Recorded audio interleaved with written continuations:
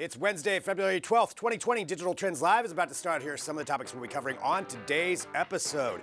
Will they or won't they? More participants in MWC are backing out of the event due to concerns from the coronavirus as emergency meetings are being held to debate cancellation. And now that we've had some time to process Galaxy Unpacked, we'll take a look at some of the big reveals from Samsung's Hallmark event, including the new Z Flip foldable phone. And we'll be joined by Nick Rossman, the lead for research and operations for IBM's X-Force Iris, to talk about cybersecurity and I'm assuming their impending role in the Marvel Cinematic Universe. And what's that? You want us to talk about robots? Well, all right, we've got a whole robot block for you, complete with everyone's favorite Boston Dynamics Spot robotic dog, which is now actually in the workforce in Norway. We'll let you know what its coworkers think about it. All of this and more in today's episode of Digital Trends Live.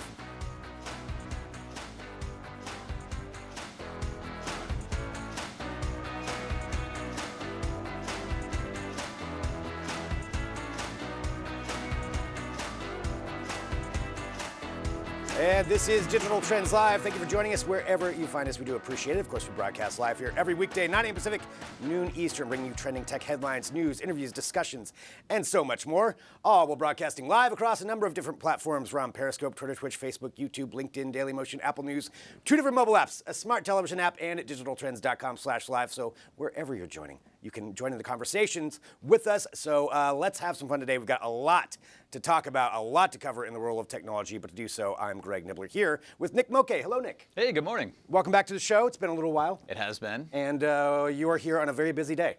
Yeah, I feel like every single time I'm on, there's something really fun to talk about, which is awesome. Thank you for saving me for these occasions. I do, and that's exactly it. We meticulously plan these things out so that we can make sure Nick is here on the big days, and it is a big day. And we have to talk about this right out of the gate, and it has to do with something we've been covering a lot, and that is MWC, Mobile World Congress, which takes place in Barcelona every year and is one of the biggest conventions in the world as far as technology is concerned, and in particular for smartphones.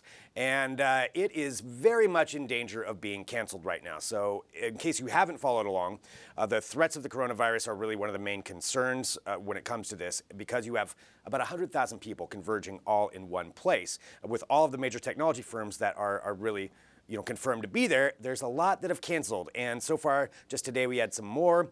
AT&T, Facebook canceled, Nokia canceled, and that comes on the heels of Amazon, Cisco, Ericsson, LG, Sony. I mean, the list goes on and on and on of all of these different companies that have canceled out from MWC, and because of that, there's big debates going on right now whether they should cancel the entire event, and that's kind of the big thing that's been happening so far.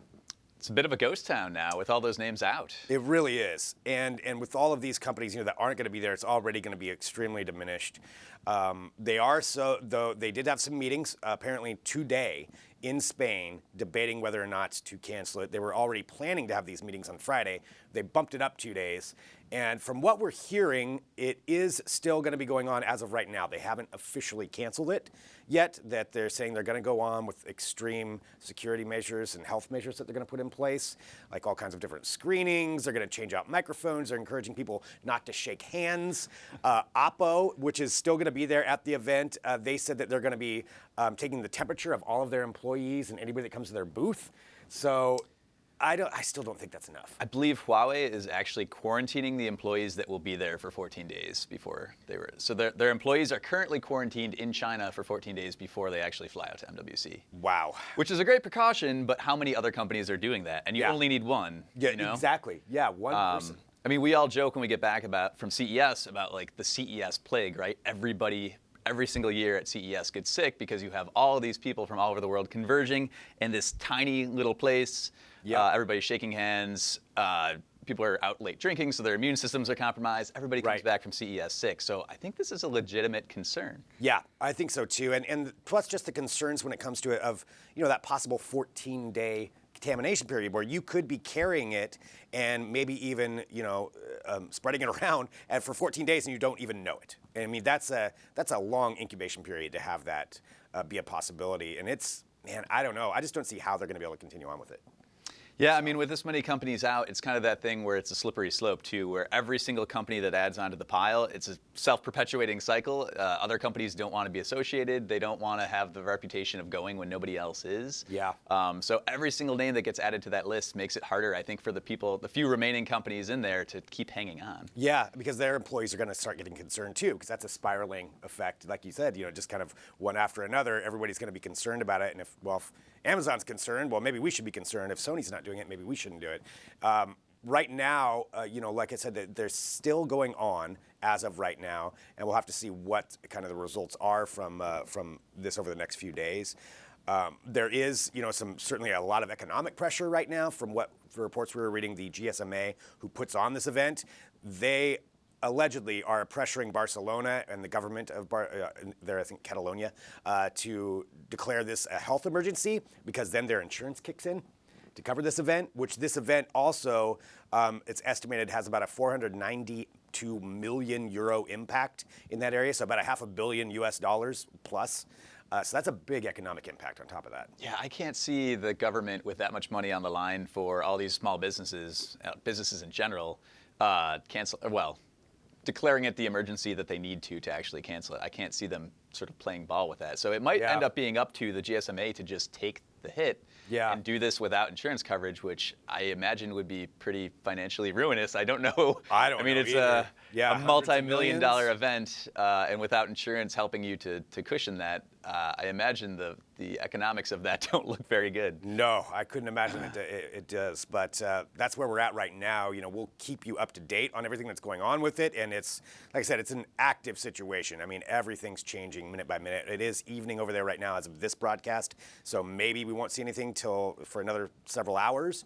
But who knows? Who knows with this thing? It's just constantly changing. Definitely a developing situation. Yeah, and we've got staff too that are waiting to find out whether they're going to be going to MWC or not. So it's something that's definitely affecting a lot of different industries. But we'll let you know what's going on with that as we find out. And of course, stay tuned at digitaltrends.com. All right, continuing on with something else. There was an event that did go off yesterday, and that was in San Francisco. That is Samsung's Galaxy Unpacked event, one of the biggest ones here to start the year off.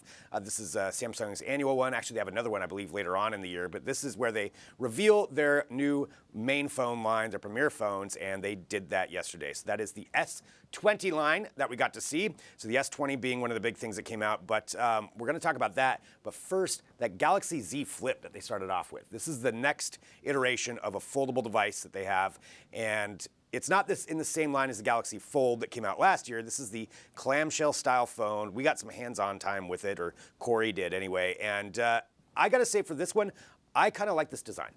I have to agree with you. I'm actually genuinely excited about this phone, and it takes a lot to get me excited about a phone at this point. Because so many of them are the same, and this is actually a unique design. To your point, it's a clamshell. The Fold was more like a folio, like vertical hinge. This is a horizontal hinge. And from reading Corey's hands-on with it and talking to him, man, like it actually seems like a legit bombshell phone. Yeah, and he was comparing it to the Motorola Razr, which also just recently came out with kind of that same style. And he said this one's got that kind of satisfying clap, when you actually close it up. It's got, see, there's the phone right there, just kind of showcasing part of it. A few things on it. The front screen, when you close it, is really tiny. And that's one thing where I do kind of wish that was a little bit bigger on it so that you could actually read texts. Apparently what you can do with it right now, since it's really small, you can use it to answer a phone call. You can use it actually as a viewfinder for the camera when you have it completely closed. So that's kind of cool. I think if that were a little bit bigger, that would be one design change I would want to see on that, just so you wouldn't have to open it up to answer all your texts or do something very quick on it. But still, it's a nice, sleek phone. One clever thing I thought they did with the hinge design is it has like a tripod mode where when it's sort of half opened at like 90 degrees, you can use like half the screen for actually, it'll show the photo that you're about to take, and the other will show like the actual camera controls for you. Oh, that's They have cool. a couple different designs where the controls are actually split half and half on the screen, so that if you're using it in that 90-degree position, you can do different things with it. On YouTube, I guess, you can have video playing on one side and the comments on the other side. Oh, that's cool. Yeah. So it's, I mean, a little gimmicky, but like I like that they're trying to try some fun things that they can do with this different design. I think as developers get a hold of it, there's probably some way cooler stuff we can see down the line, but they're at least trying to say, look, this with a different design, it opens doors, right? Right, and that's I mean, a good point too. Once developers get their hands on it, because that's one of these things with all these foldable devices. It's like, okay, that's cool. You know, the screen folds out, but what can you do with it? Right. What are the new things that we're going to be able to do? And that's going to be part of the fun. You can see kind of the crease there. Yep, I was looking at it as well. Yeah. Not totally seamless. No, and they even put on their commercial that they aired during the Academy Awards, there was kind of a fine print that just said, the crease is normal, just pay no attention to that bit. So they're trying to cover their tracks a little bit on that. But still, it looks like it's a really fun phone. Now, I don't know about $1,400 fun. That seems like a bit much because as far as the internals, it's not a top end phone. I mean, it's fine, but it's not going to be operating as high as like the S20, the regular S20 line. So at $1,400, still a little bit out of the range. Still $100 cheaper than the Razr, though. That's right. And by all accounts, it seems like everyone's reaction to this yesterday that the Razr is just dead in the water after this. No one can find a compelling reason to buy the Razr after the Galaxy Z Flip is out. Right, and that's a tough blow for the Razr. Yeah, because that did have a lot of excitement behind it too. But it looks like a little bit of comparison there between the two. So that is showcasing the two different phones right there. But yeah, so the Z Flip, anyway, making a big splash on that. A couple other things from the event: the Galaxy S20 line, which is their premier flagship line, skipping from S10 to S20 to kind of match the year. And, again, by all accounts, looks like an amazing phone. I mean, everything kind of lines up with it. They're all 5G. I thought that was kind of a key thing, which showcases maybe going forward this year, we're going to see 5G releases for all the major manufacturers. I don't know if they'll all have just their premier lines will be all 5G or not. It does kind of future-proof it. I think probably be a good idea if they were to do that. I think Apple will still hold out this year, though. I think we will see another non-5G iPhone this year. Which is such an interesting way for them to go about, because when you think about, if you're going to get, say Apple releases a phone and it's a $1,200 phone or something like that, wouldn't you want to future-proof it? You would, but Apple took their time with 4G even, and nobody seemed to care. So I think they're going to do the same with 5G. And I would even say on flipping design, if that becomes an industry standard, I think it'll be years before we see anything like that from Apple. They will want the technology to be perfect. I mean, we've already seen with the flip phones that we have so far, there's some huge durability problems so far. With the initial models, and so clearly there are some kinks to be worked out. We have this mechanical mechanism. Phones were solid state for so long, there's like very few things to break. Apple even removed, the actual clicky button at the bottom of the phone to make one less thing to break. Now we have this hinge mechanism being introduced, so there's like a lot of new ways for your phone to break. That's true. And I think for a manufacturer like Apple to adopt something like that, I mean, it's going to have to be perfect. It could be 5 years from now. I wouldn't be surprised. Yeah, that does kind of make sense. It seems very Apple-y of them to do that, but we'll have to see where that goes. So with S20s all being 5G, and we've got 4 reviews of them. Just one other one too I just wanted to highlight was the Galaxy Buds with the 11-hour battery life. That's pretty tremendous, because I believe Apple AirPods are about a 5-hour right now. 5-hour battery life, so somewhere around there. So 11 hours, that's a really great battery life on those things. As far as the sound, actually, we're going to be testing these out today. I believe they're here in the office right now. We're going to be doing some comparison videos, according to Caleb Dennison, so we'll be actually able to test these out against each other and see how they work. But what are you listening to for 11 hours? That is my question. Because I have wireless earbuds, and I never end up running out of battery, because it's like after an hour or two, man, like I'm just uncomfortable. I want to take them out anyway, so they charge. That's a good point. I guess, well, maybe these ones are super comfortable. That would change it. A long flight, maybe. Yeah, that's a good point. I mean, are you going to put them in 11 hours? Like, I have to, because the battery lasts that long. We'll have to see how they all look, but you can read the reviews there at digitaltrends.com. A couple other trending news stories here to get to as well. This one is just, it's a great article we have up on the site right now, and we actually have another opinion piece, a review that goes along with it. But it's the ever-growing trend of plant-based foods. We have Beyond Meat, we have all of the things going on with that. This is now corned beef. Corned beef, which apparently has been available for a little while, but it's gotten good enough to make its way into a New York deli, which that's like, I guess, the ultimate test of something like this. I gotta say, I didn't see this one coming, though. Yeah. Like the next fake meat, I didn't think it would be corned beef. Yeah, I mean, maybe it's because personally I don't eat much corned beef, so It's not something that I would really think about, but I know it's a very big part of a lot of people's lives and diets. So that's just one more meat-based product, being knocked down. Yeah, I'm not optimistic though. I mean, Portland still can't get a bagel right. So to jump to fake corned beef just seems like a really big leap. We're still trying to work out the traditional Jewish staples like corned beef, man. That's just, I don't know if we're ready for that. Yeah. Portland isn't.Maybe New York is there. Maybe. Well, it's there now in this particular deli, so I guess they're going to be trying it out to see if it can pass the muster and pass the test of a New York palate.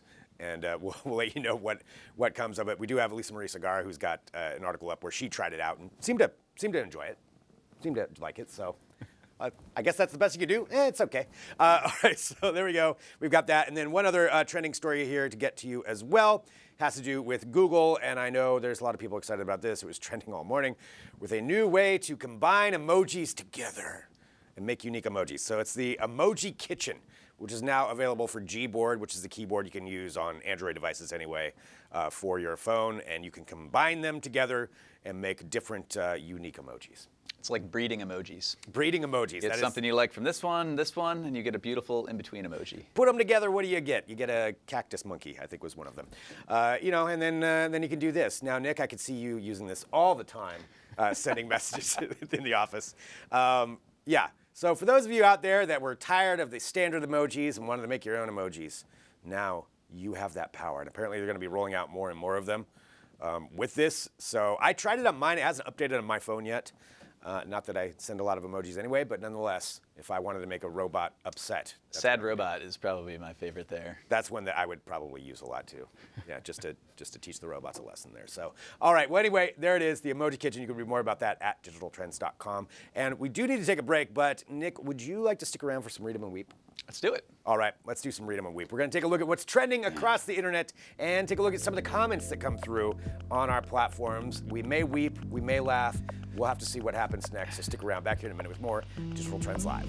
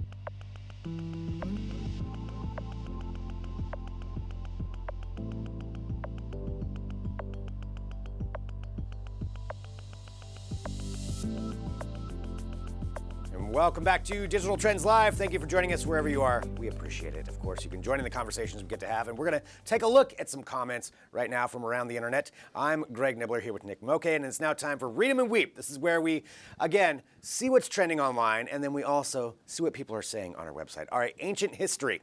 Regarding both Darwin and Lincoln were born on February 12, 1809, but in much different settings. While Lincoln was born in a rude log cabin in the Kentucky wilderness, Darwin was born in a grand Georgian house overlooking the River Severn in England. I love random, bizarre history facts just for that. So it's even more bizarre that the log cabin was rude. It was rude. Not crude, but it was rude. A rude log cabin. Log cabin. Yeah, the things that it said to baby Lincoln were just really inappropriate. So that's good to know, though. Both born on the same day.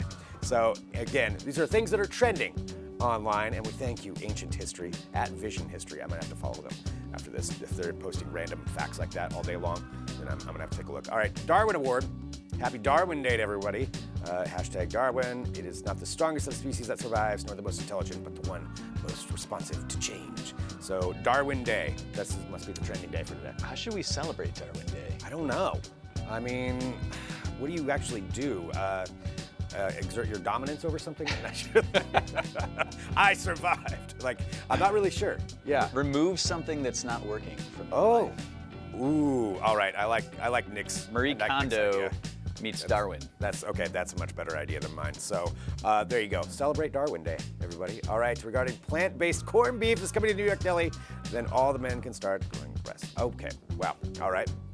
I'm not really sure what that means or how that one applies.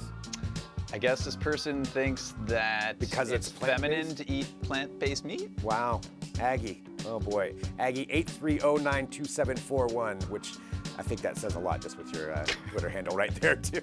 Explains that. Wow, Aggie. Well, you know, you do you there on Twitter. Thank you for that. Continuing on here.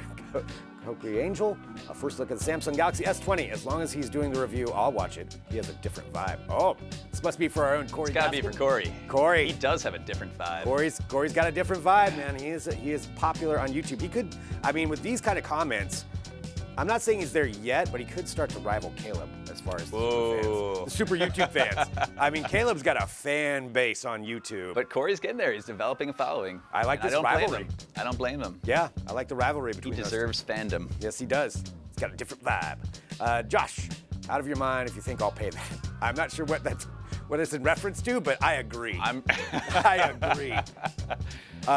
I'm gonna go with the $1,400 Galaxy Z Flip. Yep, that is what it's about. So yeah, that is a lot. I don't think I would quite go there, but man, it's cool. It's getting close for me. It's getting close to where. Give me a warranty and I'll pay that. Yeah, that's a good idea. 4-year warranty. Same regarding the UK, especially to ban sales of gas and diesel cars by 2035. Good start, but without the thousands of aeroplanes that run on fuel. Yeah, I mean, I don't think we're quite ready for full-on electric, Boeing 737s yet. I don't think I want to trust that myself. I love the use of aeroplanes. Yes. But my understanding, Aeroplanes. aerospace is going to be hard though because, I mean, one of the biggest drawbacks with EVs right now is they're heavy. Yep. And that's not that big of a deal when you're rolling around on the ground, but you try to take flight and suddenly the range decreases a lot because you're towing around all these heavy batteries. So I think it will take a while actually for electric planes. Yeah, there's some smaller ones that I know that they've been testing out to where they actually can fly like short distances. There was, I believe it's actually in Vancouver, Canada. They just tried one for a test flight that was fully electric. But yeah, you can't go very far. Not with that. Not with the size of that battery. Yeah, so just little ones on that. But again, taking a look here for Read 'em and Weep. Some of the different trending comments from around the internet, and that is what we like to do here with this show every single day. And I want to thank everybody for joining us here on Digital Trends Live. So we've got a lot coming up on the show. We've got some great interviews. We have another TBD segment. Adrian and Jess were going to be joining us for a brand new TBD segment. What is it going to be about? I don't know. It's TBD. So that's going to be coming up. We've got Luke Larson, who's going to be joining us. Bill Smith, the CEO of Landing. Coming up next, though, I am excited for this one. We've got Nick Rossman, who's the lead for research and operations for IBM's X-Force Iris. That just sounds cool. So I don't know what it is, but I'm going to stick around and watch that one. I don't know. It sounds amazing, though, and I want to join the X-Force, whatever it is, maybe. But that's coming up next. But before we go to break, thank you, Nick. Thanks for having me. Always fun. Lots to talk about, and all those topics that we covered, of course, you can find more out about those at digitaltrends.com. So follow us wherever you're watching. We get notifications also when we're live, but we're live right now, so stick around. Join us. Join in the conversations we get to have. Coming up next, we've got X-Force Iris, and we're going to be talking about that. So I'm very excited about it. So stick around. Back here in a minute with more Digital Trends Live.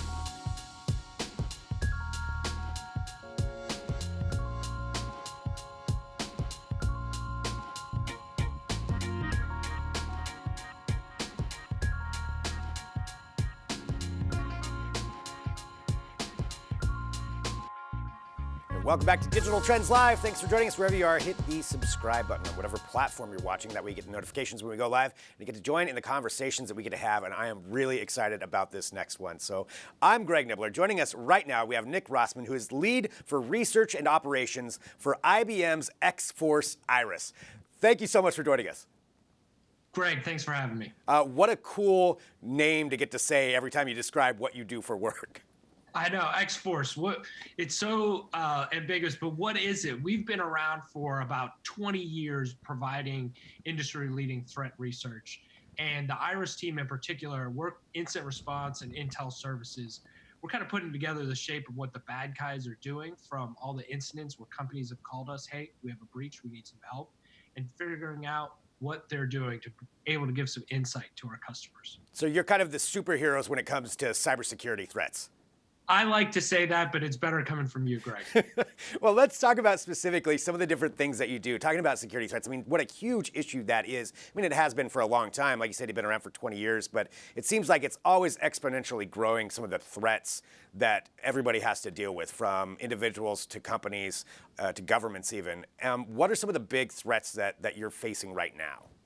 You know, we go back to see the report each year and some of the details start to change, but we're seeing the constant still there. Spear phishing, domain spoofing. The attackers are doing the same things over and over again because it works. They're able to get through, whether it's to an individual who hasn't changed the password or is reusing it constantly, or to a big company. So it really is, a lot of it still coming down to people and just the bad habits of not changing your password or making it too simple. That is a big issue. Greg, you'd be shocked how many times we'd see that as the case, where it's really not looking at the importance of password hygiene, right? You should be changing your password like you change your toothbrush. You shouldn't be reusing it with anybody else. You should activate that multi-factor authentication, right? Regardless of if it's on your work account or a retail site that you use. That little extra text message you get to your phone can be really helpful to make it harder on the attackers. Also, do the basic things like using a password manager to be able to keep all of those records together. We talk about some of those tactics in that index report we've been discussing. Yeah, and actually getting into that too, talking about the Threat Intelligence Index 2020 report. To give everybody an idea, what goes into that report to actually kind of get the overview of what's happening with cybersecurity? Yeah, the entire team is taking a look at about the 70 billion endpoints that we have access to. Huge traffic. We help secure companies' networks every day. It provides us with a lot of insight. When you combine that with our incident response team, we get to see a lot of what's going on in the network.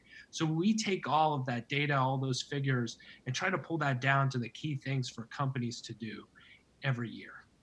So looking at 70 billion different endpoints you get to see, 130 different countries. I mean, that gives a really tremendous overview of what's going on. What are some other, we talked about some of the basic things, password hygiene, and people still need to change your passwords, use that double authentication methods that are out there. What are some other things that people are falling victim to, or that these, the hackers or the people out there trying to initiate these attacks, what are they doing? Greg, one of the things we saw this year in the report was some of the domain spoofing. So what is that? Really, the bad guys are taking advantage of the brands that you trust, names like Google and YouTube and Netflix. You're able to click on those emails or much quicker, and you think you trust those brands. So we're seeing the bad guys really take advantage of that digital trust that we have in those top companies, whether they're sending you a spear phishing email trying to trick you to get on and click and trust that it's coming from one of those providers, or directing traffic to a place that might look like one of those providers, but is just trying to get your password. So some of those emails that you get where it's like Google wants you to reset your password, but it's not from Google. What are some things that people can do to look through to make sure they're not clicking on something wrong? Well, I like to say, look for those anomalies, right? And normally you can see, are there extra characters or numbers at the end of those emails? That's normally a sign that it's probably not coming from those companies. I think too is if it looks fishy, it's probably fishy. So a fish is trying to get you to look at something or click into something that's a little bit suspicious, right? So if you think it is, don't click it. you can always go back to the company on that app or your function and see, hey, is this really coming from you? I think the other thing is that we suggest to people is turn off those notification updates that you get via email. It can be a swarm coming to your email, but if you're only getting them through the app or one of the other tools you're using, that can be a little clearer to you to say, hey, Netflix or these other companies aren't going to reach out to me via email. So don't click on things if they look fishy. They're probably Don't fishy. click if they look fishy. Exactly. But it comes down to the basics, right, Greg? And we see this with the big companies we work with and individuals, just not looking into the details of what that email looks like. What are some other big things that you discovered from the threat report? Well, one of the new things was that we saw the rise of attacks on retail industry. And I think that really takes advantage of all of the wealth of data that retailers have on us. There's payment card information, potentially our credit cards, bank accounts, loyalty programs get a lot of information about us, our addresses, emails, phone numbers. It's a really right place for you if you're an attacker to go after a lot of data. And also, consumers are shopping online more and more. So it can be a great place for them to take advantage of our changing habits.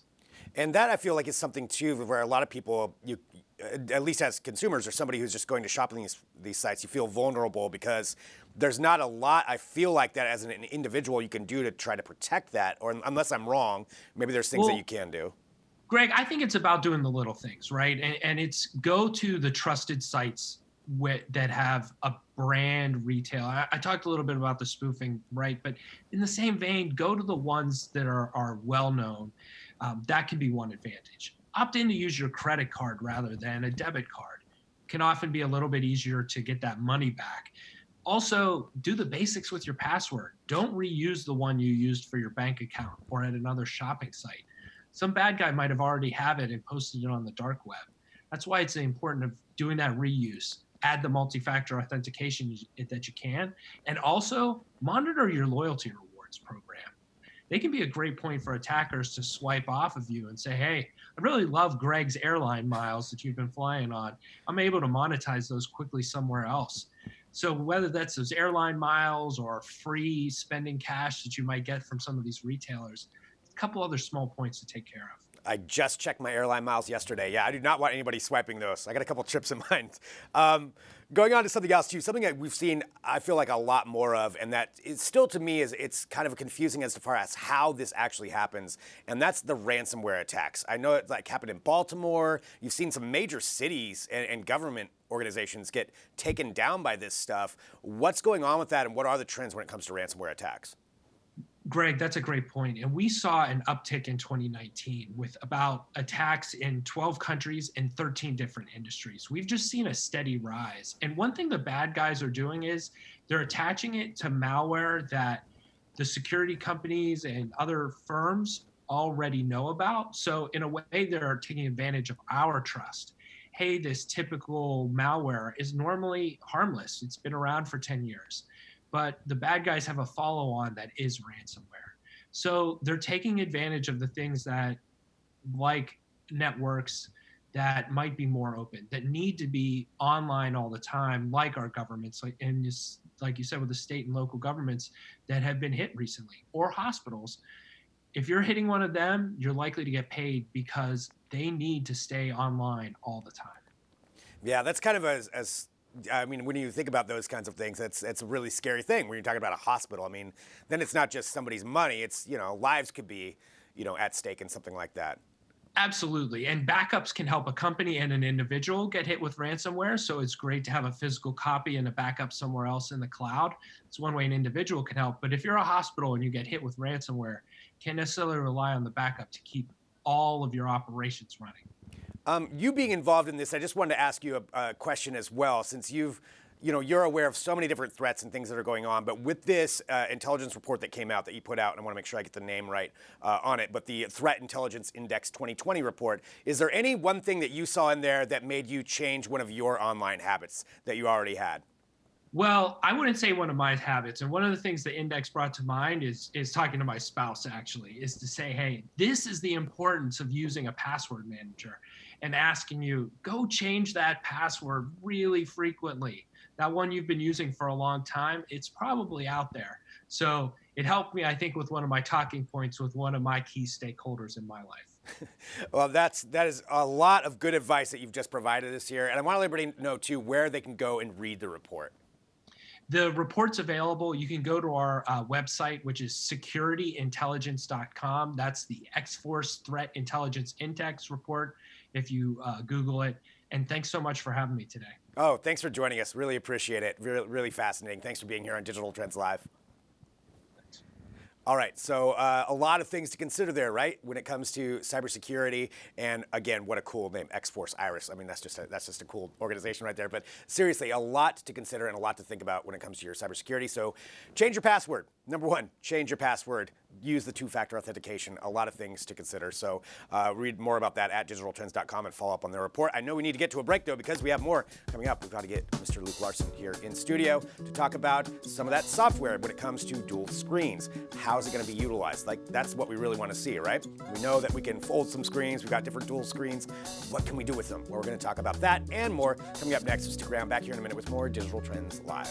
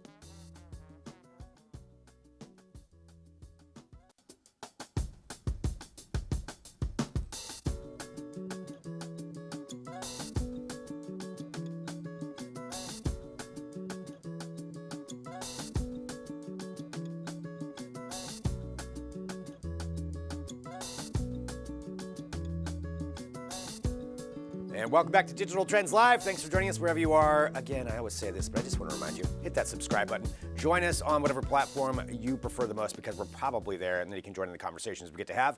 And let's talk about some technology right now. So we're seeing a lot of things come out when it comes to dual screens, different ways that software developers are utilizing new spaces that they're going to have to work with. But what all does that mean? Well, we're going to discuss that right now. I'm Greg Dibbler here with Luke Larson. Hello, Luke. Hey, Greg. How's it going? Good. Happy to talk about this. Excellent. It's an interesting thing. Yeah, it's exciting to me. Like, I always want to see, anytime there's a new hardware development, like, cool, that's neat. Right. Well, what can you do with it? Yes, exactly. And that's what we want to talk about. That was the big question coming out of all the announcements about dual screen stuff. In particular, we're talking about Microsoft's Surface Duo and Surface Neo, their phone and their kind of like little PC. Those were announced last year. We got a bunch of follow-ups to that, other companies announcing them at CES. So now they're out there, but then we're like, okay, for us, we're like, how are apps going to work on these devices? And all the developers are out there like, how much work is this going to take from us to get our apps on these devices? Because that really is the main question, and it's the main thing that Microsoft has struggled with in the past. They have this huge library of apps, Windows, right? Like it's the richest environment of apps basically on any platform. But as they've tried to move into the modern age, that has not really gone over so well. So right. That's where you run into all the people prefer like having these old desktop Win32 apps, and then They try to do these more modern apps, and it's like, never don't like it. Don't work it. You got both, and it's Yeah. it gets very confusing for the average person. So Right. yeah. So what are some of the different ways that we're seeing with this? Because I know there was an event that happened yesterday. Right. Right. Yeah, so there was an event yesterday that basically where they kind of announced some new tools for developers. One of them was a Windows emulator, or Windows 10X emulator. So Windows 10X is the new operating system that they are going to be launching with dual screen devices. Gotcha. And they are also announced this emulator that is pretty cool. Anybody can just download it, and you can see how an app works on it. You can see how Windows 10X works. That's pretty cool. It's open to the public. It's really cool. Yeah, you can just download it in the Microsoft Store, and basically you can not only see how Windows 10X works, but you can also see how any app might work. And the basics of how they're doing this is kind of interesting. They're kind of like trying this method of, let's make sure everything works. Like, we're going to make sure absolutely every kind of app works on these devices. So you have an old Win32 app, and if you don't know that terminology, just an old desktop Windows app that's been around forever. That's Gotcha. 32-bit. Those are still going to work. You can pull up an old version of Photoshop. It'll still work on this device. That's very good. And that's good because because I want my old apps to work. exactly. And then also newer apps, they're called UWP apps. They're more like kind of mobile apps. Okay. Those are Windows mobile apps. Those are also going to work. And they also got web apps. They've got so many different options out there, and they're all supposed to work on these devices with basically no input from the developer. So they should just work. How do you make that happen? They basically have made it so the way these devices work, you can either put them on one screen or you can span them to two screens. And they've basically put these apps, they run them in containers so that they can run as they are in this operating system Gotcha. on one side of the screen or spanned to both, mostly on one side of the screen. And then what they're doing is they're like, hey, these will work from the get-go, developers, but we'd love it if you guys got in there and actually made use of both screens and turned it into a functional thing, and that's really what Microsoft needs developers to do, because yeah, it would be cool if you got two screens, you could put one thing on the other side and one on the other side, but yeah, it's kind of boring though. It's not really using both screens in an effective way, Right. What they're really hoping for, and they had a couple examples of this yesterday, but what they're really hoping for is a developer to go in and have one side of the stuff is all your controls and your whatever, and the other side you can look at all your content or whatever the app is. It will change it, but they really want developers to use both screens in a more intuitive way. You mentioned that there were a couple that they kind of showcased. Was it just what you said, or yeah? something So like they that? had some I can't remember the name of it off the top of my head, but a kind of like photo editing app that's pretty common. It's already a Windows 10 app. And the developer went in and made it so that you could use it. These like the Surface Neo you can use it in laptop mode kind of. So you flip up the screen and you have the bottom half. And they kind of used that and used what's called the Wonder Bar at the top. So there's a bunch of different things that developers can do with this and to make these devices more useful than just two screens. Right. Like there's a lot more they can do, but it requires developers to go in and actually make that happen. So on the developer side, what's kind of the response been? Are developers excited about using this, or is it more of that apprehension, like, great, it's just not going to work right, or now I have to figure something out?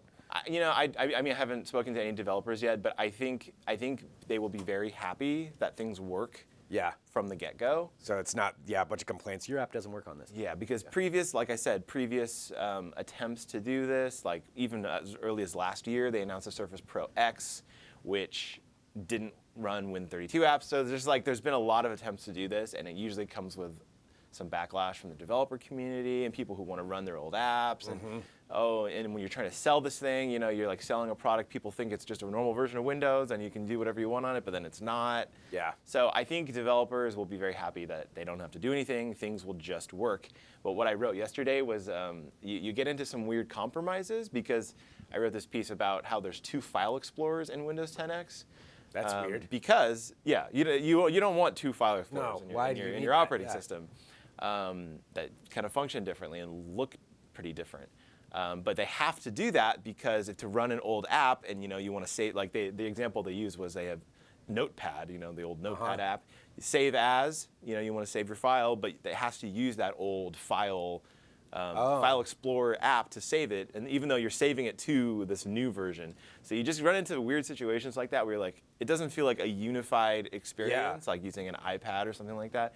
It's just like it's kind of jumbled together depending on what apps you're using, which, it's not great. It's not ideal. It's certainly not ideal, but it kind of shows that Microsoft is trying its very best to just like stitch together these different apps and make everything work no matter what, even if there's some weird compromises that happen. Just learning from their past experiences of trying to put something exactly. out. Learning from their past experiences about not alienating, or limiting what apps you can use on a certain device. So, hopefully that developers will hopefully get in there and start doing it, but it all depends on that, as always. It depends on, will the developers see there's enough interest in these devices? Because like I said earlier, these aren't the only ones. There's going to be ones from Dell and Lenovo, and we've already seen some of those. And will there be enough interest for developers to go in and make these experiences cool and worth buying a new product for? And I mean, it's probably a lot is just how are they going to sell? Like, when are these actually going to roll out to consumers, and are people actually interested? Are they excited about the idea of a 2-screen device? Yeah. It's hard to tell. A lot of the Microsoft fans are excited about it. A lot of people who are like interested in the space are excited, but for the average person, I don't know. Yeah, I mean, it's something that I find interesting. Like, I'd like to play around with one, but I don't see any need for it. Like, I don't have to have that right now. Feature. Yeah, it's cool, but I could certainly get by without it until I see something that's going to be, I don't know, maybe it's kind of a chicken or the egg thing. It is, because until an app comes along that really takes use of those two screens and shows you why it's worth it, you're going to take some convincing, but Microsoft has to do the hard work of convincing developers to actually go in and do the work. Did they address the gaming side of anything? They did not. Okay. I was just kind of curious. I feel like that's kind of maybe an area where you could see some innovation. Yeah, like there might be some, there's games, for example, in the Microsoft Store. Those are UWP apps that should just work, right? I don't know. It's not exactly a hardcore gaming device, but like some of those casual games, they should just work, on, Steam should just download and work. So yeah, there's probably some options for gaming, but yeah, like we've seen dual screens in games for a long time, right? Like, right. The Nintendo DS had a dual screen thing. So there's definitely like things you could potentially do with it for that angle. So. Well, it's definitely interesting, and I know we've got all this up to at digitaltrends.com for everybody to take a look at. If you want to be mad about why there's 2 file explorers, go read my piece about it. Send your message to Luke Larson. But yeah, so take a look at all of that on there. I'm going to download that emulator. I think that just sounds interesting to see what it's like. So check all of that out. Luke, thank you as always. Yep. And thanks to everybody who's joining us here on Digital Trends Live, and we've got a lot more coming up here for you. So we've got some robot news on the way here in just a little bit. We've got a new segment of TBD, but coming up next, we have Bill Smith, the CEO of Landings. We're going to talk about their platform and how the trend really of working in different places and what that means for all of us, and how we're all changing our workspaces and where we live for that. So we're going to discuss that and more, and all that's coming up next. So stick around, back here in a minute with more Digital Trends Live.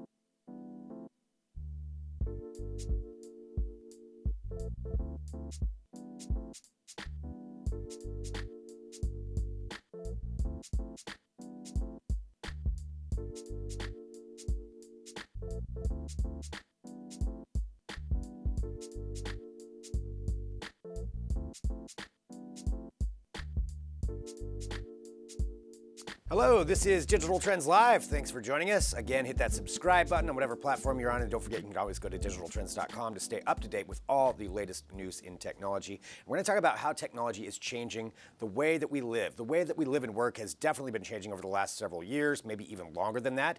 And sometimes there's some really annoying things that happen when you move and the struggles that go along with that. And technology can help change that in part. We're going to discuss a whole new platform for that. So joining us right now, we have Bill Smith, who's the CEO of Landing. Thanks so much for joining us.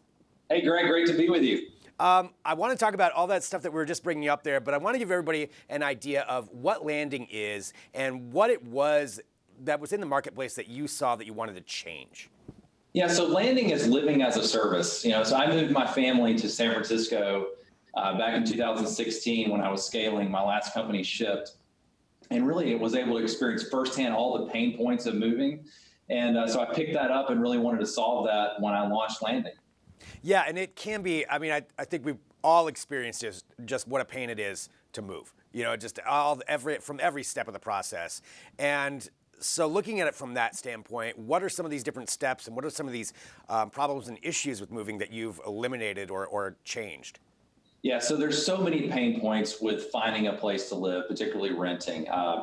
Generally renting apartments is an offline process, so it's a lot of phone calls and driving around trying to find the right place, and then you get into setting up utilities and meeting the cable company, and then you move furniture around from place to place, and you have all these pain points. And so with Landing, you just become a member and you can access our network of apartments across the country. They're all amazingly designed by our team here. We have our own line of furniture, the internet, everything's set up and ready to go. You just show up with your personal items and move in and start living. And then when you're ready to move into the next city or the next neighborhood, maybe you change your jobs, you just go to our app, you pick your next home, and you show up and start living again. It's really super simple. Wow, so it's just fully furnished. You show up there and you know exactly what you're getting into, where you're going to be, and what your furniture is going to be, and you don't have to worry about any of that. Yeah, even down to the small details. Like we've really put a lot of thought into our sleep experience because, the sleep experience in your home is usually the best that you have anywhere. And so when you live with Landing, you know that you're going to have the same sleep experience in every place that you live. So when it comes to your clientele right now that are using the service, what kinds of people, what kinds of professionals are using Landing? So it's really across the spectrum. A great example of someone living with us today, we have a member that is an engineer for Facebook and wanted to live in Austin for a while, so moved to Austin, and then I think the next city on the list is Seattle, and so they have that flexibility. And then we have other members that maybe they live in New York and they don't plan to move to another city, but they want to try different neighborhoods and have the flexibility that if a job comes up in San Francisco, for example, they're never locked in a lease and they never have to worry about being tied down by all the physical things that people tend to own in the traditional sense of renting. I guess that kind of goes to my next question, actually, talking about not being locked into a lease. So how does that structure work? So once you're a Landing member, you can move around in our network at any time with 3 days notice. Wow. So you don't ever have to worry about paying, break fees or being, worried about the cost of breaking a lease because you can move with 3 days notice and it just gives people a lot more freedom. So becoming a member, what is that process like to become a member of Landing? So like everything we do, we've made it super simple. So it's $199 per year to be a member, and you literally just go to our site, you pick the home that you love, you can reserve it and become a member at the same time, all online, and it literally takes about 5 minutes. So once somebody becomes a member, the $199 for the year, and you go on there and you say, I want to go to New York, I want to live in Brooklyn, I want to live in Park Slope or whatever, and you go find a particular apartment that you like. Does the pricing change? How does the pricing work depending on where you want to live? Yeah, so each apartment's going to have a different monthly price associated with it that you can see right on the site. So you're going to choose that unit that you like, and you'll pay a different monthly amount based on the unit. And it really is just as simple as you can be on there, like it's the end of the month, you're like, you know what, I want to go somewhere else, and you can just pick up and move.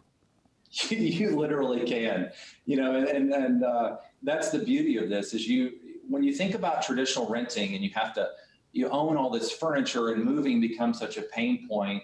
And really you're never really settled. You never get to have this amazing living experience until, people think that they have to go and buy something to really have this amazing living experience. And with Landing, you're going to have that from day one. You show up to an incredible apartment and it's always done really nicely and you don't have to do any of the work to get that great experience. What's the average length of time that people are staying at individual places? So everything we do is long-term. We actually don't do any short-term stays at all. So people are with Landing generally for 6 months or more. We certainly have people that might move around, every 3 or 4 months, but most people are in the same Landing for at least 6 months. And how many different cities are you in right now with Landing? So today we're in 9 cities, from San Francisco to New York and many cities in between. We actually just launched in Boston, DC, and Chicago. For you personally, since you saw this as a problem when you were originally moving to San Francisco, do you go try out the places yourself? Have you lived in some of the different places? I have, yeah. I was actually just in a Landing in New York City last week, it was so awesome. It was an amazing home, and every time I'm traveling, I'm in a Landing. Looking at it from going to the future, because I love this idea that you just show up and ditch that whole moving experience. Show up, you got everything there, and just start enjoying the city that you're in or whatever your job is. Where do you see this going in, say, 5 years? How do you see Landing fitting into the marketplace? Yeah, so look, I really believe that we're at the early days of people changing the way they think about living. And you've already seen it with around ownership of vehicles. Life is much more about experiencing things instead of ownership now. And we've done it with vehicles. Like you don't have to own a car anymore. You can just rely on ride sharing. And I think that's going to happen with renting, where people are going to choose to become a member and have this great experience and not be focused on ownership and having that kind of weighty experience of having to own all these things. Right, or tracking down your friend with the pickup truck to move a couch on the weekend. Yeah. Yes. Yeah, that's a great idea to get rid of that kind of experience. Well, again, I want to give everybody just an idea and you said that it's very easy to go there and sign up for this, but just can we walk through that process one more time? Yeah, so you can go to hellolanding.com and you choose the city that you're interested in living in. You tell us the date that you want to move in. You don't ever have to tell us when you plan to leave. You can just become an indefinite member, which means that home is yours until you decide you want to move to another one. You give us your name, email address, and you pay right there on the site, and that apartment is reserved and ready to go. Wow, that sounds very simple. Sounds like a very simplified process to get through that. Well, Bill, I want to say thank you very much for joining us here today to talk about this really fascinating platform that you've created. Really interesting. I'm excited to see where it goes. I think that it's definitely on the cusp of how we're living and working now. Like you said, focusing on experiences and getting rid of the problems and the hassles that come with that. That's kind of the best of technology and best of utilizing that. And thanks so much for joining us here on Digital Trends Live to talk about it. Hey, thanks for having me on the show. See you soon. All right. Really interesting. Now I kind of want to take a look and see, kind of want to join there myself and see what's around, see what kind of places they've got. So that is Landing again, and that was Bill Smith, the CEO of Landing. So really fascinating. And I know we've got to get to a break because we've got a lot more coming up on the show. We're going to talk about some robots next. We've got a robot block for you, and then we've got some more interviews coming up and a new segment of TBD. What's it going to be about? I don't know. That's why it's TBD. So Adrian and Jess will let us know about that, but that's coming up here in just a little bit. So stick around. Back here in a minute with more Digital Trends Live.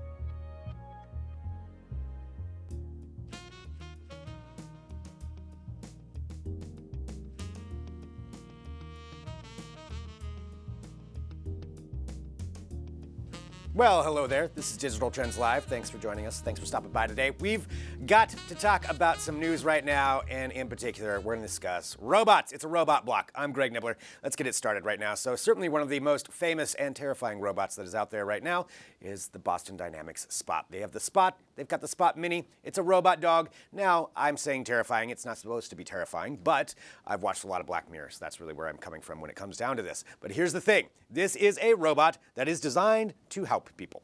And they've been advertising this. We've seen all the videos of them for a long time. And they announced last year that this was going to be available for sale, for a pre-sale, for different industries to take advantage of this robot and be able to program it for what they're doing. And there's now a company that is, in fact, utilizing it. So this is a Norwegian oil producer named Aker BP.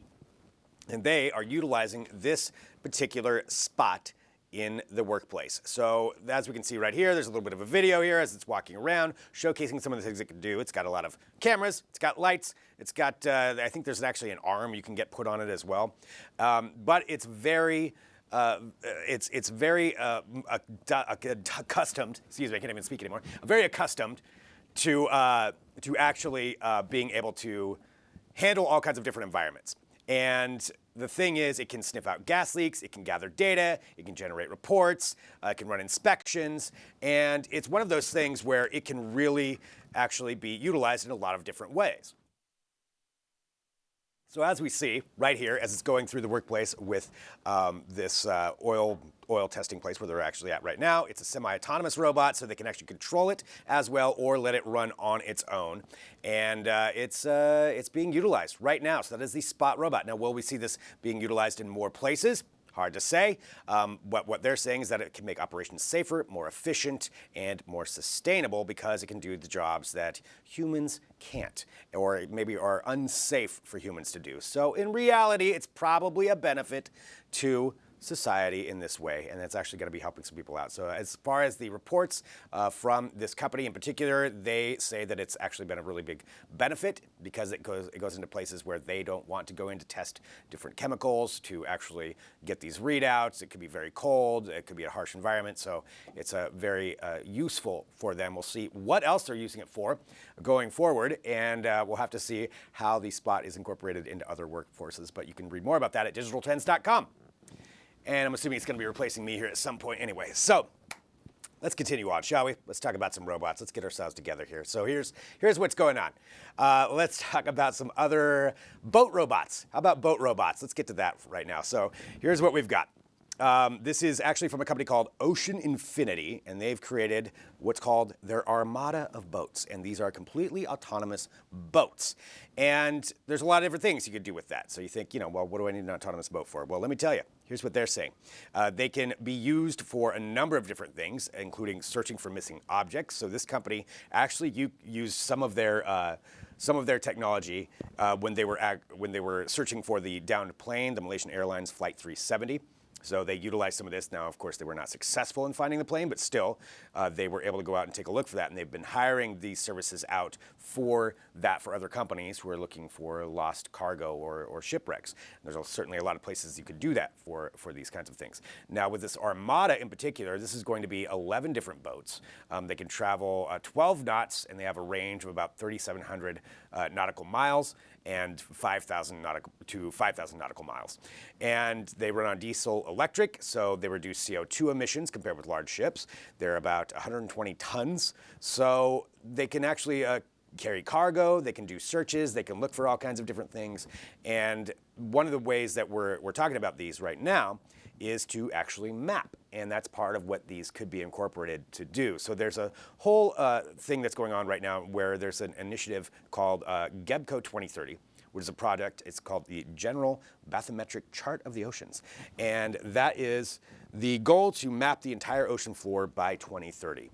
And right now, there's about 80% of the global seafloor that's either completely unknown or has no modern measurement applied to it. That's crazy when you think about that. The ocean is naturally the biggest, the largest mass on Earth. There's much less land, and we don't have it mapped. So going to do that, map it. I mean, imagine what they're going to find with this, but this is how they could get that done, because certainly human-powered boats would not be able to have the time to go do that. And there it is, an example of the armada of autonomous boats, which are going to take to the seas and map the ocean floor. Read more about it at digitaltrends.com.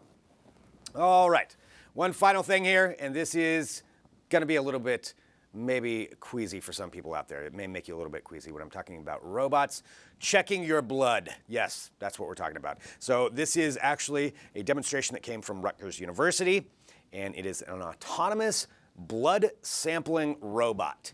Now, if you think about when you're getting a blood sample or maybe even giving blood, it takes time for a health professional to actually find your vein, to be able to take the blood out. Sometimes they don't do it right, and sometimes you get a bruise, and sometimes there's somebody who's not the best at it. Well, now Rutgers, with their example here of this autonomous blood sampling robot, the idea is to have that do it, where you just put your arm in. These robotics would then find the exact best spot to tap your veins, if you will, and take the blood sample from you. So right now, here's a little bit of an example of what we're talking about when it comes to percentages. So the overall success rate from the tests that they've run with this were that 87% of the 31% participants whose blood was drawn, 87% of them had a success rate, meaning that the robot didn't poke you in the wrong vein. Now, 87% doesn't seem like very high rate to me. That seems like a rate where I would be a little bit concerned when it comes to this. But here's the thing: this for humans, for human healthcare professionals, it's only a 73% rate of success. So it's not that uncommon to have to go a couple of times to take the blood. So maybe the robot taking your blood is actually a good thing. But that is something that they're putting out there. They're saying actually would free up a lot of time and energy for these healthcare professionals in order to do their job and handle other things. So that's just one more example of a robot here in your robot block. So want to let everybody know about that. You can read more at digitaltrends.com. And thank you to everybody who is joining us here for this show. I do appreciate it. And we've got some more interviews coming up. Like I said, TBD is on the way. We also have Christine Mace-Turner from Mab Stoke, who's going to be joining us next, talking about how they're changing up the industry that they want to in different ways that, we're innovating, different ways that changes are happening. And that's what we're going to discuss next. So stick around, back here in a minute with more Digital Trends Live.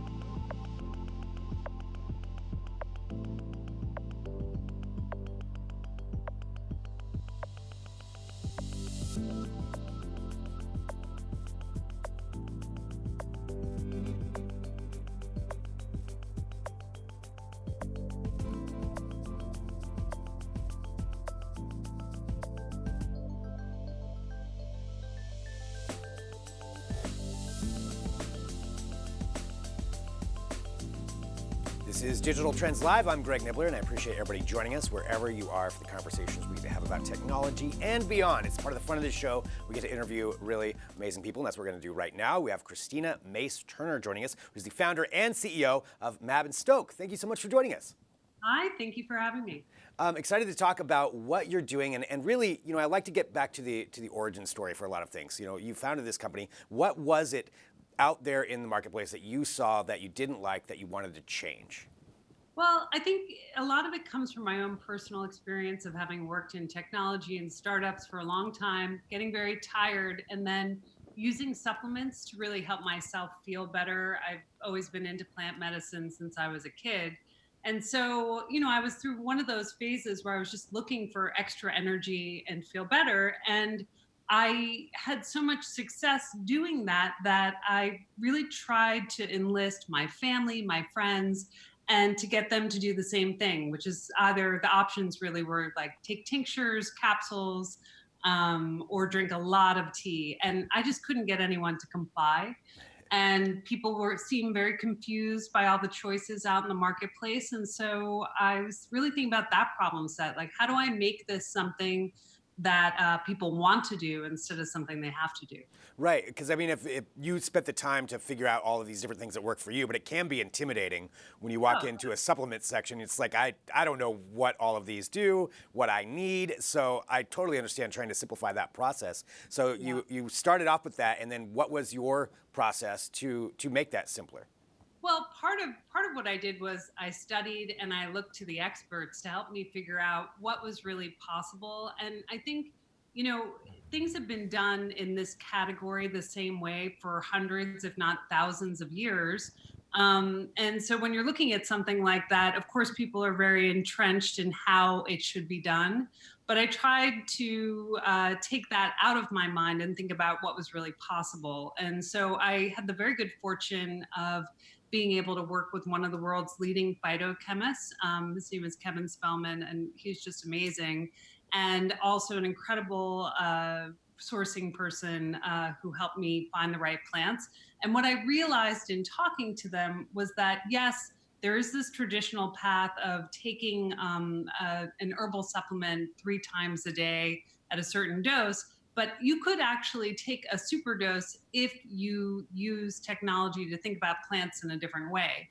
If you think about them not just as ashwagandha is ashwagandha no matter where it's grown, but rather what kind of compounds are in ashwagandha that are actually therapeutic, and where is that plant grown with the highest percentage of those compounds? And that's where it really started. So taking all of that data and then really analyzing it and being like, well, this is the most efficient way to take care of Yeah. that.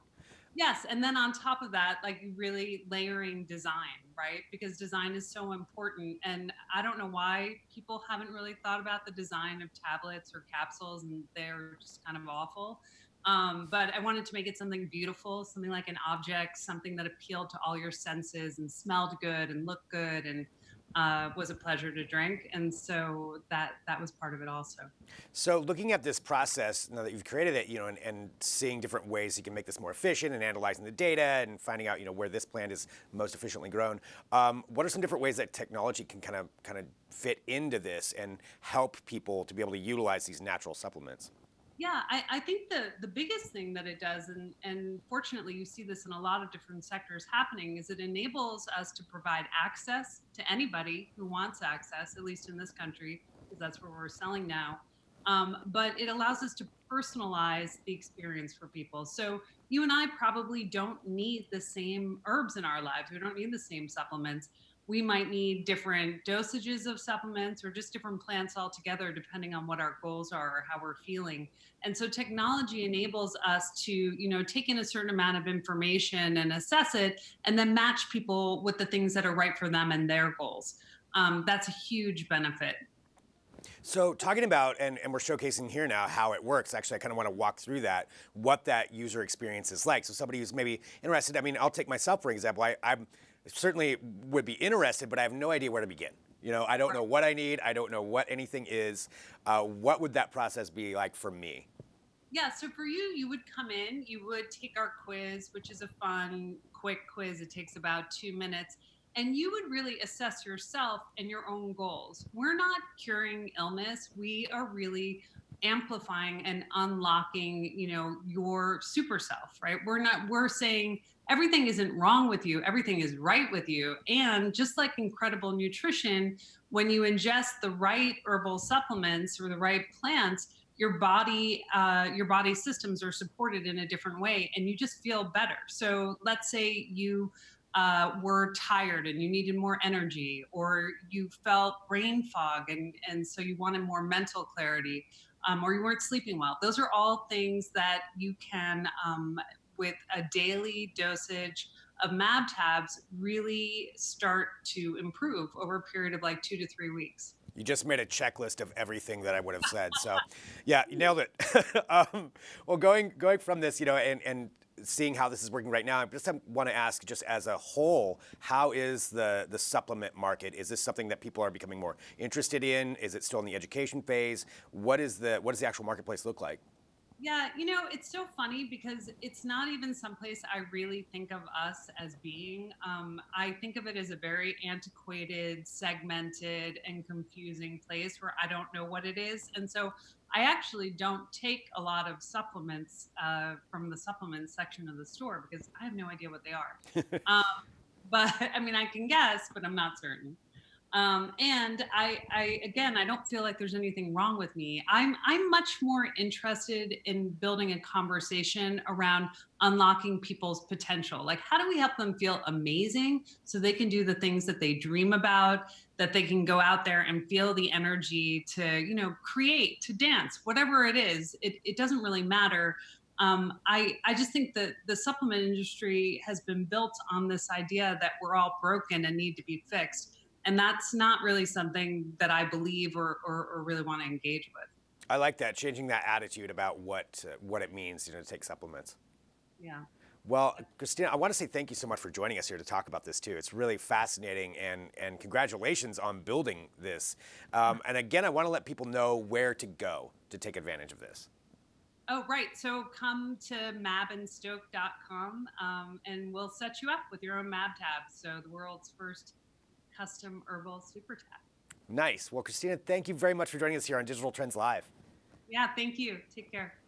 And so really interesting use of combining technology with something that, we're all familiar with, supplements, but like I said, I wouldn't know where to begin. So that sounds like a great way to actually get involved with that. So check that out as well. We've got more coming up here on Digital Trends Live because we're going to take a break and then we're coming back with another edition of TBD. So it's episode number 2 of TBD. And what are we going to talk about? Like I said, I don't know, but that's what Jess and Adrian are going to tell us about here coming up next. So stick around, back here in a minute with more Digital Trends Live.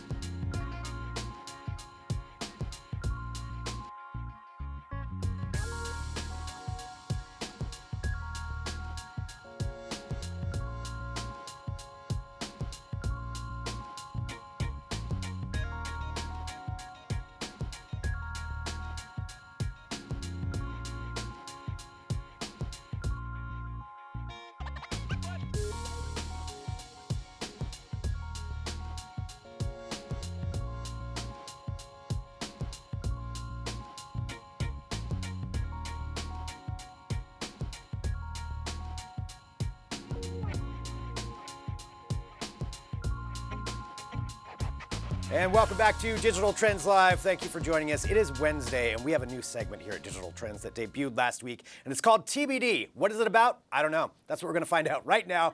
I'm Craig Nibbler, joined by Adrienne Warner. Hello. Hello. And Jess Serba. Hello, Jess. How are you? Doing well. So I like this new segment because I come in kind of not knowing what we're going to be discussing, which is a little bit scary for me. But what are we talking about today? Well, we like this segment too, Greg. So TBD is a weekly segment that's, kind of determined by the news, where we discuss tech and popular culture and where that intersects. And because it's called TBD, it stands for something different every single week. So this week we are calling it Taking Back Dating. Taking back. All right. Taking back dating. Okay, excellent. And also, It's Wednesday. it's Wednesday. It is Wednesday. So that means brunch. Time for brunch. It's time for brunch. Okay, and I see that we have something coming in here right now. Right. What is this in front of us? Well, take a sip. Okay. You're not going to Cheers, tell me, guys. are you? Until I try it. This is another part of this. It's rosé. It's rosé. That is rosé. In honor of Rosé. Valentine's Day. Yeah. All right. Right? Perfect. Oh, that's right. Little it pink is. drink, Yes. yes. Yes. Perfect timing. Yeah, Valentine's Day is this Friday, which makes a perfect occasion to talk about dating apps. So that's going to be the topic of discussion today. So last week, The Verge put out a report reporting about Tinder's earnings for, I believe, the year? Yeah, 2019. For 2019, and it was $1.2 billion in earnings. Wow. Right. Damn. Huge, That is exactly. huge. And to put it into perspective, that's how much Uber lost in their last quarter. Right. So Tinder made up for that. All Right, right. exactly. And that's not exact, but it's a Right. round number. And Tinder's owned by the Match Group, which also owns Hinge and OkCupid. So it kind of just Really? goes Yeah, it's a to little show you. dating app monopoly running around in there. Yeah. I didn't Yeah. know that they were all. What's Hinge exactly?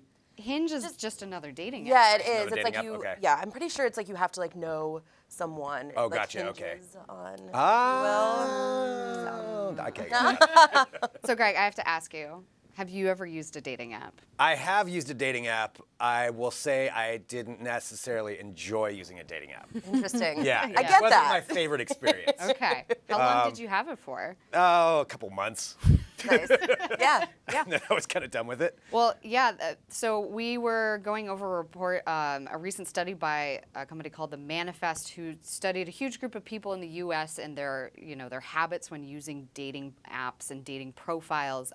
And there's just a huge amount of people in the U.S. using these. 30% of the people in the U.S. have used a dating app in the past 6 months. That's a lot of people. Right. Exactly. A lot of people are. And a lot of people have habits kind of like that, where they download it, they try it out. The highest reason for people jumping on an app is out of curiosity. Yeah. Not can see loneliness, it. Right. not looking for a lifetime partner, but curiosity just to see what on earth this is like. Right. Yeah. And there's also like a huge turnover.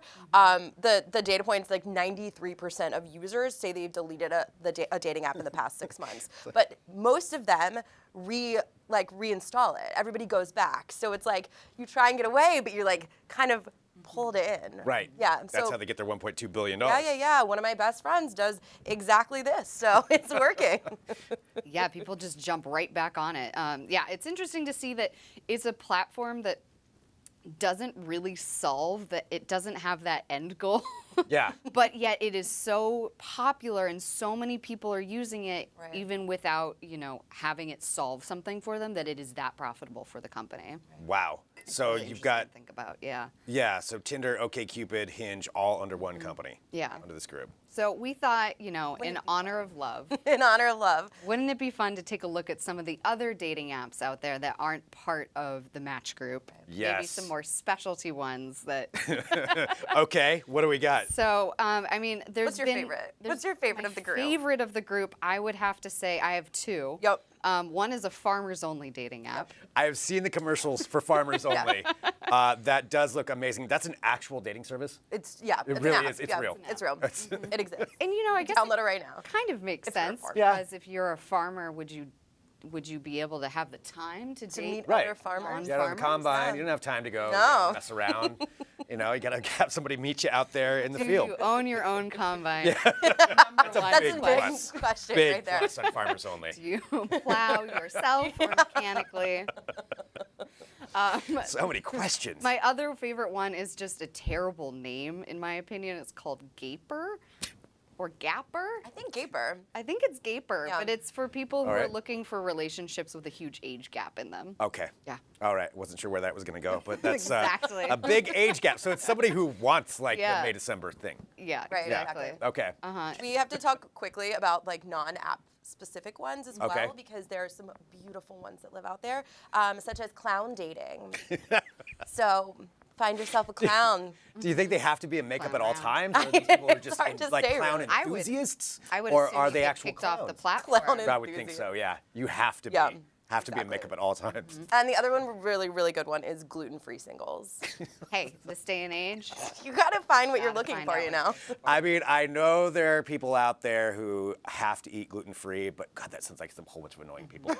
Yeah. I mean, seriously. People on- Where are I you would going to steer go? clear Like, of that I'm one. sorry, I can't eat that. How do you decide at a restaurant? both talk to I the know I'm waiter gonna and be get like, emails. excuse me. Yeah. Feel unified. And Let me guess. You met on gluten-free. the last one that we picked out that I thought you would especially appreciate, Greg, is awake dating for conspiracy theorists. Yes. Yeah. Oh, I would be all about that. Like So just this is starting a that. platform for you. This okay, This is never the mind. one, This this may is be the the one one. I have to download. Like I just want to meet the people that are into that I dating know. site. You know, and this just show up and just 5G. What do you think? like, just throw out words and just hear what they say. Lizard people. Yeah, Lizard right? people. Is there a test to find out if somebody's a lizard person? I mean, chemtrails, all the conversations. Oh we yeah, have. there would be some Yeah. good Oh, stuff in so there. for good. sure. Yeah. Oh my gosh, meet a flat earther on there. I'm kind of into this now. Yeah. I might have to download. Yeah. awake. See, there's the curiosity. There it is. Right? Now I'm you go. curious. I'm gonna check this one out. All right. So that is a lot to know about dating services. There's a lot to know about dating services. I mean, they are out there. They are not going away. And, you know, Tinder is taking up a huge piece of the pie. But it's interesting to just see, how profitable they are Yeah. and how many people cannot jump off them. Yeah. One more awake member coming up.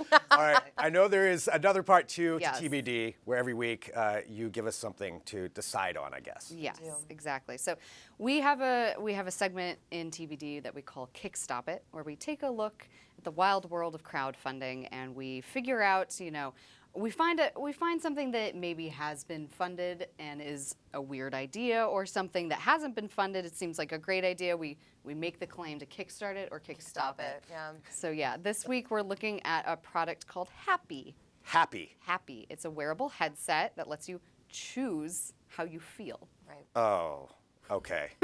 I'm looking at this right now. And you choose how you feel. Yeah. So you can feel calm, alert, focused, relaxed, or sleepy on command. Mm-hmm. On command. On command. Through an app. Okay. And so this is something that like It's a device. So It's a device. It's a device. You can wear it around your neck, around your head, and it sends these low wavelength electromagnetic signals throughout your body that mimic those emotions. So you Okay. can, So you can match choose up which to it. one you want at a particular time. Okay, and I'm seeing the demonstrations here of how they're wearing it. So these people are out in public with this thing Mm-hmm. Yeah. wearing it around their neck. Does it also tell everybody what you're feeling? Is it kind of like a Oh. mood ring kind of thing? That would be Like, great. It I should. am so You should relaxed write right them. now. You can see it. That should be a reach it's goal blue. for them. That should- Absolutely. It's already been well funded. They have 30 days left to go. Their initial goal was $15,000, and it's been funded for over $174,000. Wow. So they need to add that mood ring feature, in Yeah. my opinion. Definitely. Yeah, absolutely. Like you can tell, like right when you walk into the office, like who's mad, like ooh,